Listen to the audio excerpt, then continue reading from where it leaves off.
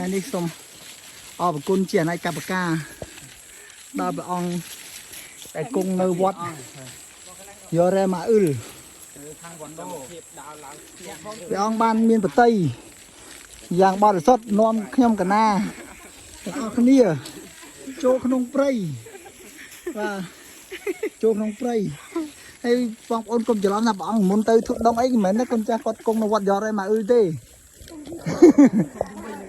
តែយើងមកក្នុងពេលនេះគឺមាន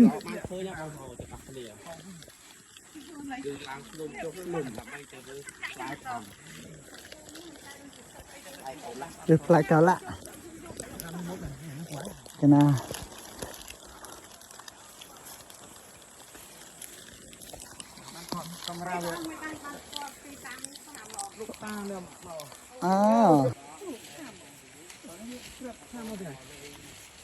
អូវាឈួរកូនចាស់នេះ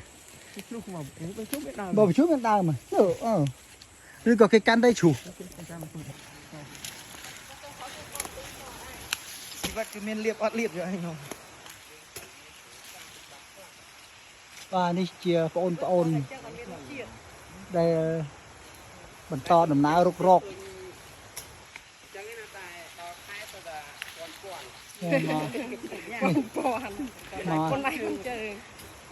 អូនស្រីតើអូនខ្លាចតកលទេខ្លាចបន្តែខ្ញុំអត់គិតទេទៅចូលព្រៃចឹងអត់គិតถึงនៅលេខខាតនេះដល់ផ្លូវនេះព្រះអង្គនាំផ្លូវគ្រឹះត្រៃជើងព្រៃចូលវាលកាត់ព្រៃក៏បានមកដល់ទីទឹកធ្លាក់ដែលគួរជាទីជះខ្លាបងប្អូន